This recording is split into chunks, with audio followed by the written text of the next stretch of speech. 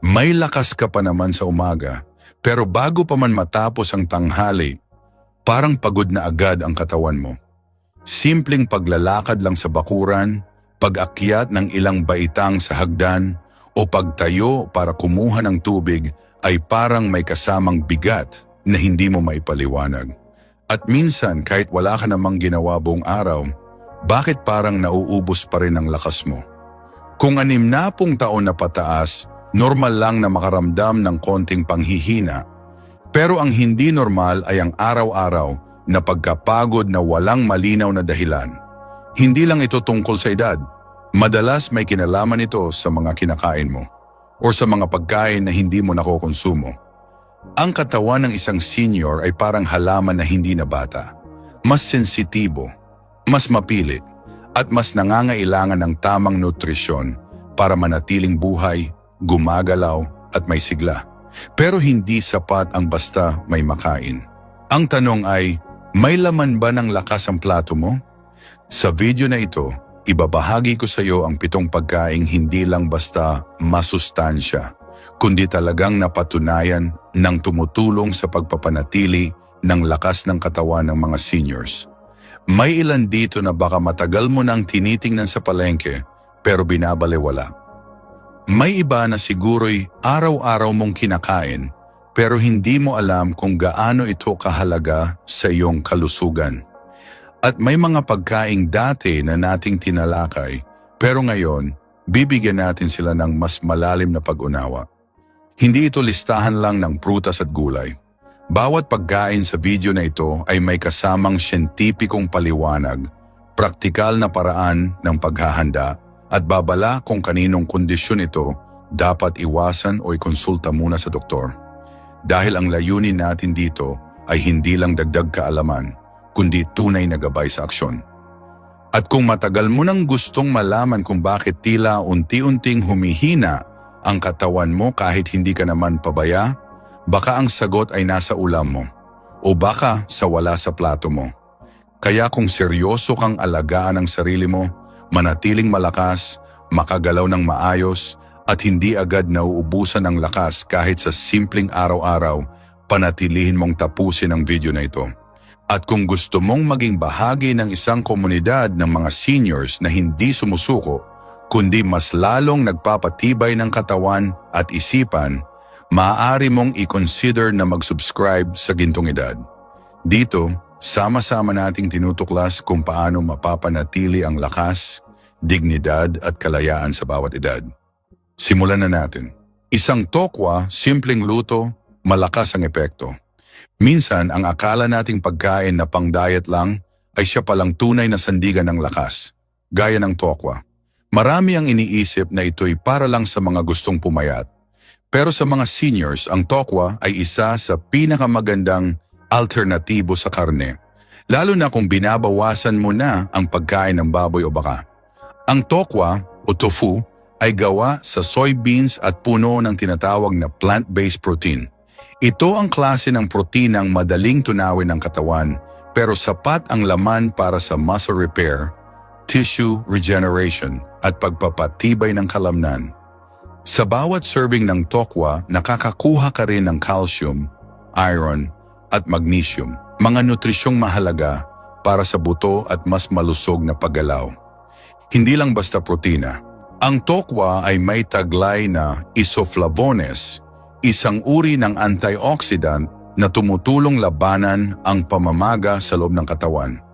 Ito ay mahalaga lalo na kung madalas kang makaranas ng pananakit ng kasukasuan, kalamnan o likod. Bukod dyan, mababa rin ito sa cholesterol, kaya mainam para sa mga may maintenance na gamot o gustong iwasan ng sobrang taba sa katawan. Sa pagluluto, napakasimple nito. Pwede mong igisa sa konting bawang at sibuyas, gawing adobong tokwa, ihalo sa gulay gaya ng ampalaya, o ihurno para sa mas crispy pero healthy na version. Pwede ring ihalo sa sopas o ipalaman sa tinapay bilang tokwa sandwich. Isa pang benepisyo ng tokwa ay ang kakayahan nitong tumulong sa blood sugar regulation. Ayon sa ilang pag-aaral, ang mga pagkain na may high protein at low carb profile gaya ng tokwa ay nakakatulong mapanatili ang stable na blood sugar level, isang mahalagang aspeto lalo na para sa mga may pre-diabetes o diabetes. Hindi man ito gamot, pero makakatulong ito bilang bahagi ng balanseng pagkain. Isang halimbawa, si Mang Ben, 74, na dati hirap sa paglalakad sa umaga dahil mabilis mapagod ang binti. Nang sinubukan niyang gawing regular ang pagkain ng tokwa sa kanyang agahan, niluluto lang ng asawa niya ng may kaunting gulay at konting sabaw, napansin daw niya na mas gaan ang pakiramdam niya. Hindi ito biglaan, pero unti-unti niyang naramdaman na may pagbabago sa lakas ng katawan niya. Ngunit gaya ng lahat ng pagkain, may ilang paalala tayo. Kung may allergy ka sa soy o may mataas kang uric acid, gaya ng gout, mainam na umiwas o limitahan ang pagkain ng tokwa. At kung kasalukuyan kang umiinom ng gamot para sa hormone replacement therapy, tanungin ang doktor kung ligtas ang regular na pagkain nito dahil may epekto rin ang isoflavones sa hormonal balance. Pero para sa karamihan, ang tokwa ay isang abot-kayang, madaling lutuin at napaka-epektibong pampalakas. Kahit isang beses sa isang linggo, kapag naging parte ito ng meal plan mo, mararamdaman mong may dagdag kang sigla na hindi mo inaasahan. Subukan mo sa susunod na linggo. Dalawang mani, maliit pero matibay na sandata. Sa unang tingin, parang simpleng merienda lang ang mani. Karaniwan itong kasama sa inuman, baon sa biyahe, o kaya'y pampalipas gutom sa hapon. Pero alam mo ba na ang mani ay isa sa mga pinaka-underrated na pagkaing pampalakas, lalo na sa mga seniors? Ang mani o peanuts ay mayaman sa healthy fats, protina at magnesium. Lahat ng ito ay may direktang epekto sa lakas ng kalamnan. Ang protina ay tumutulong sa pag-repair ng mga nasirang muscle tissues. Ang healthy fats naman ay nagbibigay ng steady na enerhiya na hindi biglaang nawawala. Tamang-tama para sa mga senior na kailangang iwasan ang energy crash sa hapon. Isa sa mga pinaka-importanting sangkap ng mani ay ang vitamin E, isang antioxidant na tumutulong labanan ang oxidative stress. Ayon sa mga pag-aaral, ang vitamin E ay may kakayahang bawasan ang mild inflammation na kadalasang sanhi ng pananakit ng kasukasuan. Kaya kung ikaw ay madalas makaramdam ng paninigas, ng tuhod o pagkamanhid ng mga kamay, maaaring makatulong ang mani bilang bahagi ng iyong diet. Hindi lang yan, ang mani rin ay may arginine, isang amino acid na nakatutulong sa pagpapalakas ng blood circulation. At kapag mas maganda ang daloy ng dugo, mas naaabot ng katawan ang tamang supply ng oxygen at nutrients na siyang nagpapalakas ng kabuuang function ng kalamnan. Maraming paraan para maisama ang mani sa pagkain. Pwede mo itong kainin bilang plain snack, iwasan lang ang masyadong alat, o kaya'y ihalo sa oatmeal o pinakbet. Ang peanut butter na walang halong asukal ay maaari ring ipalaman sa tinapay para sa mabilis na agahan. Tandaan, hindi kailangang maraming dami. Isang dakot ng mani o isang kutsara ng peanut butter sa isang araw ay sapat na para makinabang. Pero may ilang paalala. Kung ikaw ay may peanut allergy, kahit konting mani ay maaring magdulot ng seryosong reaksyon. Iwasan ito at palitan ng ibang healthy fat sources gaya ng avocado o nuts na ligtas sa iyo. Kung mataas din ang cholesterol mo, mainam na limitahan ang mantikang mani o peanut butter na may dagdag na asukal o mantika. Palaging magtanong sa doktor kung may duda sa kondisyon mo. Sa kabuuan, ang mani ay maliit man sa laki, pero malaki ang naitutulong sa pagpapanatili ng lakas at sigla ng katawan.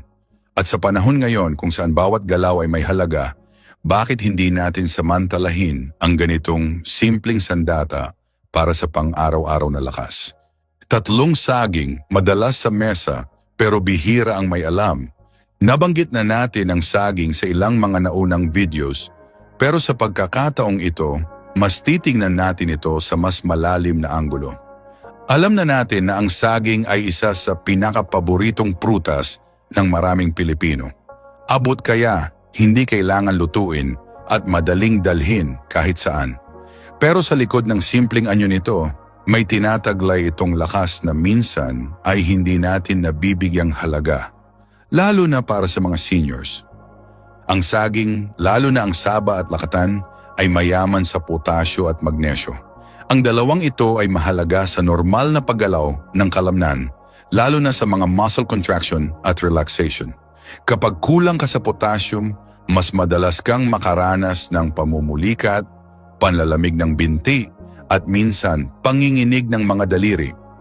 Ito rin ang dahilan kung bakit maraming seniors ang biglang nahihirapang tumayo o maglakad ng walang malinaw na dahilan. Pero hindi lang yon. Ang saging ay may natural na carbohydrates na nagbibigay ng steady na enerhiya. Hindi bigla ang taas-baba gaya ng matatamis na biskwit o soft drinks. Ang fiber nito ay tumutulong din sa digestion. Isang aspeto na madalas ay abala sa mga seniors na hirap sa pagdumi o may kabag. Isang magandang halimbawa rito si Aling Rosa, 67 taong gulang. Araw-araw siyang namamalengke at iniiwasan ang mga matatamis na pagkain. Pero napansin niya na kapag hindi siya nakakakain ng saging sa umaga, mas madalas siyang mapagod at masakit ang binti niya pagdating ng hapon. Kaya simula noon, isinama na niya ang 1 o 2 pirasong lakatan sa kanyang agahan. Hindi raw milagro ang epekto, pero pansin niya, mas buo ang sigla niya sa buong araw. Maaari mong kainin ang saging ng hilaw, iluto bilang minatamis, ihalo sa oatmeal o gawing smoothie kasama ng gatas o yogurt. Pero kahit anong paraan ang piliin mo, siguraduhing hindi ito sasabayan ng sobrang matatamis o processed foods para hindi masayang ang benepisyo nito. May paalala rin, kung ikaw ay may diabetes o problema sa bato, lalo na kung may potassium restriction ka, mas mabuting tanungin muna ang iyong doktor kung ilang piraso ng saging ang ligtas sa iyo kada araw. Tandaan, ang healthy ay nagiging harmful kapag hindi tugma sa kalagayan ng katawan. Kung ikaw, araw-araw mong kasama ang saging sa mesa o may sariling paraan ka ng pagkain nito, i-share mo naman sa comments. Gusto naming malaman kung alin sa mga pagkain ito ang talagang parte ng araw-araw mong lakas. 4 na kalabasa, kulay kahel, lakas na natural. Kung napanood mo ang dati naming video tungkol sa mga gulay na pampalakas, pamilyar ka na siguro sa kalabasa. Pero ngayon, bibigyan natin ito ng mas masusing pagtingin. Maraming Pilipino ang pamilyar sa kalabasa, pero hindi lahat ay alam ang tunay na yaman na taglay nito. Madalas lang natin itong nakikita sa ginisang gulay, ukoy o kaldereta. Pero sa likod ng simpleng sangkap na ito, may taglay na lakas na partikular na mahalaga para sa mga senior citizen. Ang kalabasa ay sagana sa beta-carotene, isang uri ng antioxidant na siyang pinagmumula ng vitamin A. Ito ang pangunahing sustansya para sa kalusugan ng mata, lalo na sa mga matatanda na unti-unting humihina ang paningin. Sa katunayan, ang regular na pagkain ng kalabasa ay makatutulong upang mabawasan ang panganib ng macular degeneration, isang kondisyon na karaniwang sanhi ng pagkabulag sa pagtanda. Pero hindi lang paningin ang tinutulungan ng kalabasa. Mayaman din ito sa vitamin C at E na parehong tumutulong sa pagpapatibay ng immune system. Sa mga seniors na mas madaling kapitan ng sipon, trangkaso at iba pang impeksyon, ang regular na pagkain ng kalabasa ay parang natural na panangga ng katawan. Hindi mo kailangan ng mamahaling bitamina kung ang plato mo ay puno ng tamang pagkain. Bukod dito, ang kalabasa ay mataas sa fiber. Ito ay mahalaga para sa regular na pagdumi at sa pag-iwas sa constipation, isang madalas na reklamo ng mga matatanda. Ang fiber ay tumutulong din sa regulasyon ng blood sugar, kaya makabubuti ito para sa mga may early stage diabetes o gustong umiwas sa biglaang pagtaas ng asukal sa dugo. May mga pag-aaral din na nagpapakita ng benepisyo ng kalabasa sa puso. Ang potassium content nito ay tumutulong sa pagpapababa ng blood pressure. Para sa mga seniors na may borderline o bahagyang mataas na presyon, ang kalabasa ay maaaring maging bahagi ng natural na solusyon. basta't hindi sinasabayan ng maalat na ulam. Pero may mga paalala rin, para sa mga may chronic kidney disease, CKD, kailangang mag-ingat sa labis na potassium. Bagamat natural at masustansya ang kalabasa, kung may problema ka sa bato, mahalagang kumonsulta muna sa iyong doktor bago ito gawing araw-araw na bahagi ng pagkain. Pwede itong lutuin bilang sabaw, ihalo sa oatmeal, gawing kalabasa puree na pantapal sa tinapay, o simpleng ilaga at kainin ng walang halo. Sa kahit anong paraan mo ito ihanda, siguraduhin lang na hindi sasabayan ng mantika o sobrang alat para hindi masayang ang benepisyo nito. Sa panahon ngayon kung saan napakarami ng processed food sa paligid, ang simpleng kalabasa ay paalala na minsan ang pinaka-epektibong gamot ay matatagpuan sa sariling kusina. Hindi mo kailangang maghanap sa malayo, ang kailangan lang ay tamang kaalaman at kaunting sipag sa paghahanda. 5 granada, ang prutas na para kang may kapinganting-anting. Si Aling Nati, 79 na anyos, ay matagal nang hindi gaanong makalabas ng bahay. Isang araw napansin ng anak niyang si Rowena na mabilis mapagod ang ina at palaging matamlay. Nagpasya silang ipa-check up ito at doon nalaman na medyo mababa ang blood pressure ni Aling Nati at kulang sa iron ang kanyang katawan. Sa halip na agad bigyan ng synthetic na supplement, iminungkahi ng doktor na subukang dagdagan ng mga pagkaing mataas sa antioxidants at polyphenols. Isa sa mga prutas na inirekomenda? Granada. Oo, ang granada, na kilala rin bilang pomegranate, ay hindi pangkaraniwang prutas sa pang-araw-araw na mesa ng mga Pinoy. Pero ang benepisyo nito ay pambihira. Isa ito sa mga pinaka-antioxidant-rich na prutas sa buong mundo. Ang bawat butil ng granada ay parang maliit na kapsula ng lakas, puno ng ellagic acid, flavonoids at punikalagin. Lahat ng ito ay may papel sa pagpapababa ng inflammation sa katawan, pagpapalakas ng puso at pagprotekta sa mga selula laban sa oxidative stress na nagiging sanhi ng mabilis na pagtanda. Para sa mga senior na may problema sa memorya, may mga pananaliksik na nagpapakita na ang regular na pag-inom ng katas ng granada ay maaaring makatulong sa cognitive performance. Sa madaling salita, nakatutulong ito sa pagpapalinaw ng isipan. Hindi man ito magic fruit, pero ang epekto nito ay unti-unting ramdam kapag isinama sa regular na pagkain.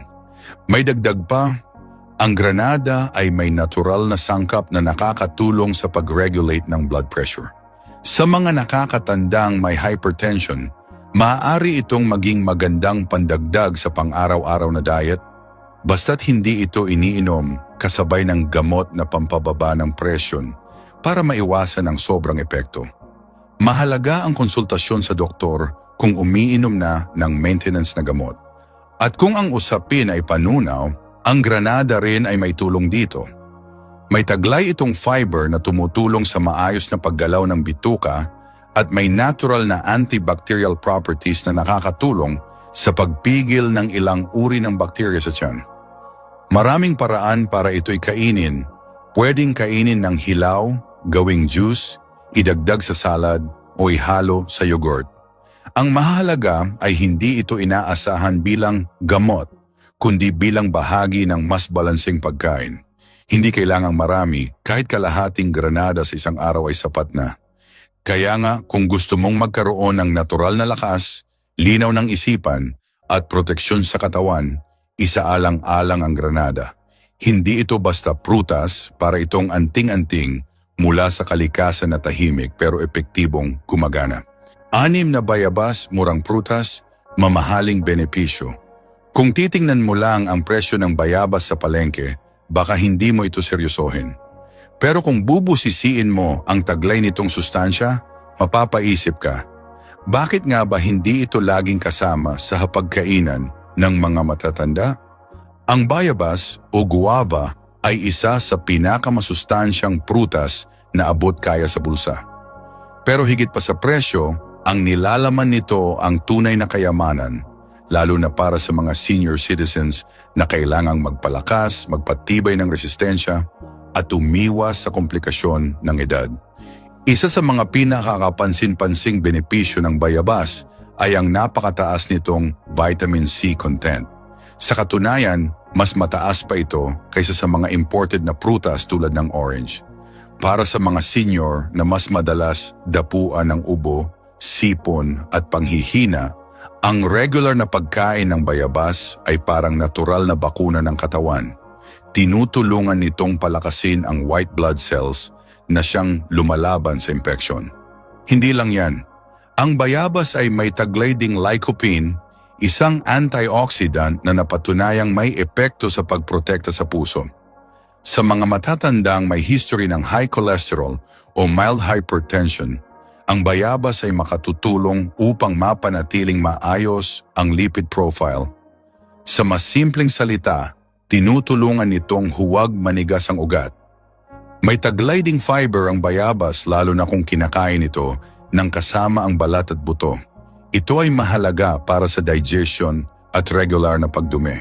Marami sa ating mga lolo't lola ang hirap sa constipation at madalas umaasa sa synthetic laxatives. Pero sa tamang dami ng bayabas araw-araw, mapapansin mo ang unti-unting ginhawa sa tiyan. Isa pang magandang balita, may mga pag-aaral na nagsasabing ang bayabas ay may natural na sangkap na maaaring makatulong sa regulation ng blood sugar. Para sa mga senior na pre-diabetic o may type 2 diabetes, magandang isama ito sa diet basta't hindi susobra sa dami. Isang buong bayabas kada araw ay sapat na, lalo kung kasabay nito ay tamang disiplina sa pagkain ng kanin, tinapay at matatamis. Gayunman, may paalala rin sa mga may sensitive na tiyan o irritable bowel syndrome, IBS. Maaaring magdulot ng gas o bloating ang sobrang bayabas. Kaya kung may ganitong kondisyon, mainam na subukan muna ang kaunting dami at obserbahan ang reaksyon ng katawan. At tulad ng lagi naming paalala, kung may maintenance na gamot o espesyal na kondisyon, kumonsulta muna sa doktor bago ito gawing araw-araw na bahagi ng pagkain. Ang bayabas ay maaaring kainin ng hilaw, gawing juice o ihalo sa salad. Pwede ring gawing tsaa ang dahon nito para sa mga may sore throat o lalamunang masakit. Pero tandaan, huwag umasa sa isang pagkain bilang solusyon sa lahat. Bahagi lang ito ng mas malawak na diskarte sa masigla at malusog na pagtanda.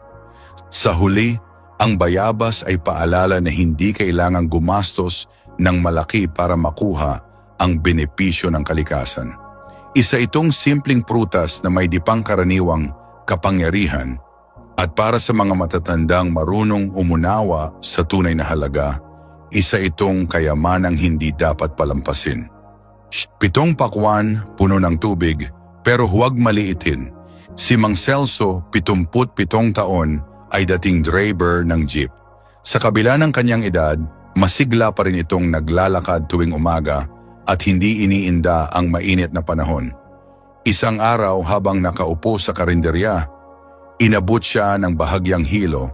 Napansin ng tinderang si Aling Bebang na tuyot ang labi niya at pawis na pawis. Mang Celso, uminom po kayo ng tubig o kumain ng pakwan, yan ang pampalakas ngayong tag-init. Aniya, hindi alam ni Mang Celso na ang simpleng prutas na ito pala ay susi sa pagpapanatili ng kanyang lakas. Ang pakwan o watermelon ay hindi lang basta pampalamig. Ito ay may taglay na 72% na tubig, kaya't napakabisa nito sa hydration. Para sa mga senior citizens, ang kakulangan sa tubig sa katawan ay maaaring magdulot ng panghihina, pagkahilo at pagkairitable. At madalas hindi agad nararamdaman ng matatanda ang uhaw. Kaya't ang pagkain ng prutas na mataas sa tubig ay isang matalinong paraan para mapanatili ang hydration ng hindi napapansin. Ngunit hindi lang tubig ang laman ng pakwan. May taglay din itong lycopene, isang antioxidant na napatunayang tumutulong sa kalusugan ng puso.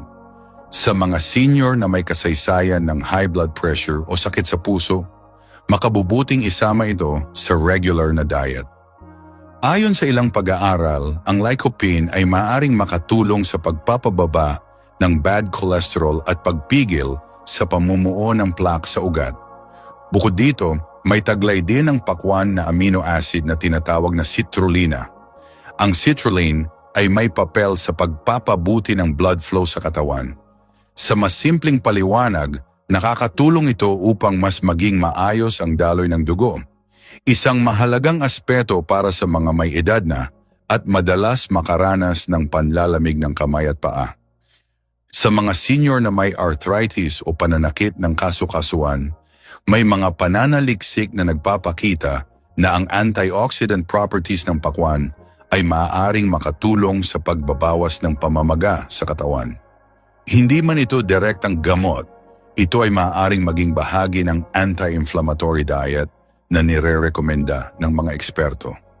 Paalala lamang, para sa mga may diabetes, ang pakwan ay may natural na tamis. Bagamat mababa ito sa calories, kailangan pa ring bantayan ang dami ng kain. Isang hiwa o isang tasa kada kain ay sapat na para makuha ang benepisyo nito nang hindi sumosobra sa sugar intake. Sa ganitong paraan, mapapakinabangan ito ng ligtas at epektibo. At kung iisipin mo, kay dali lang itong i-prepare. Hiwain, ilagay sa fridge at handa ng kainin. Pwede ring gawing smoothie na walang asukal o ihalo sa iba pang prutas tulad ng saging o bayabas para sa mas masustansyang merienda.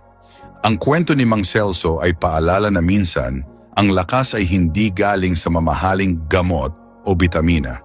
Nasa simpleng pakwan lang pala ang sagot, prutas na mura, masarap at puno ng benepisyo. Para sa mga kagaya niyang nais manatiling aktibo at masigla, huwag balewalain ang kapangyarihan ng kalikasan. Bonus duhat, lasa ng kabataan, lakas sa katandaan. Naalala mo ba ang panahong naghahabulan kayo sa ilalim ng puno ng duhat habang itim na ang mga labit-dila nyo sa dami ng kinain? Noon isa lang itong masayang prutas para sa mga batang naglalaro sa kalsada. Pero ngayon sa mata ng agham, isa itong makapangyarihang kakampi ng mga senior na gustong mapanatili ang lakas at sigla sa edad na lampas 60. Ang duhat o Java plum ay may taglay na natural na antioxidant compounds tulad ng anthocyanins at polyphenols. Ayon sa mga pananaliksik, ito ay may kakayahang makatulong sa pagkontrol ng blood sugar levels. Kaya para sa mga seniors na may pre-diabetes o type 2 diabetes, maaaring isama ito bilang bahagi ng isang maingat na diet. Hindi ito gamot, pero may mga pag-aaral na nagpapakitang ang regular na pagkain ng duhat ay makakatulong sa insulin sensitivity at pagbabawas ng oxidative stress sa katawan.